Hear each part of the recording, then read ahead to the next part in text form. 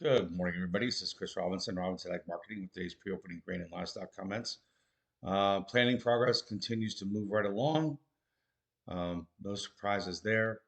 There are some areas, obviously, where guys are having to do replant stuff, but in general, uh, we don't have any delayed planning enough to make that a big story. Overnight, crude oil's trading at 109.20. December corn hit $5.75, trading 4.97 right now, down a penny. July corn hit 81, trading 76 and a quarter right now, down 3/4 of a cent. July beans up 3/4 of a cent, hit 12.20 last night. November beans hit 12.07. Got to remember the contract high in November beans is 12.41. The high of the last move was 12.14.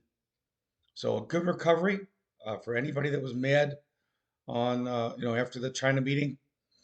You've got a heck of a redo here, a mulligan. So take advantage of it, guys. July wheat, Chicago up a penny, 6.56 and a half. Kansas City up 3 cents, 7.06 and 3/4. So we haven't seen people cut and run yet.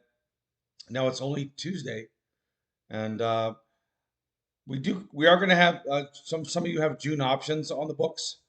Look to see, if they especially the calls. If you've got July, 780s or 785s, if you get some value there, it's a gift because like on Friday, we were down at 760. They weren't worth anything. So look at using those because the whole idea when we do buy call options is to stay in the game on the long side. We didn't spend much for those calls, 5 cents, 6 cents. So and they protected us for 6 weeks, 7 weeks.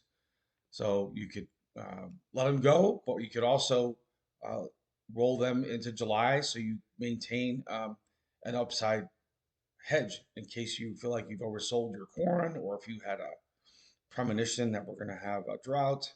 You need to have the calls on before we pop. If you don't, you're just going to be chasing it. So set the trap now. In the protein complex, cattle and hogs and everything were lower yesterday. We'll see if we get any more follow through sell there.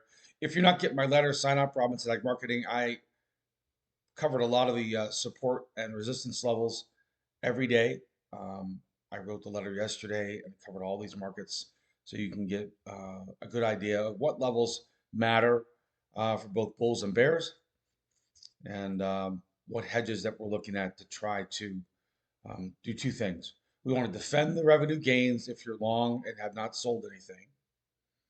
And if you're an end user or if you've sold a bunch of grain and you're concerned that now it's going to rally as soon as you made a cash sale, then you need to re-own those sold bushels, or at least half of them.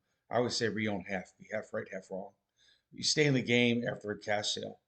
And of course, an end user, if you're someone that uses a lot of meal or someone that uses a lot of corn or wheat in your business, you absolutely positively your upside protection is call options.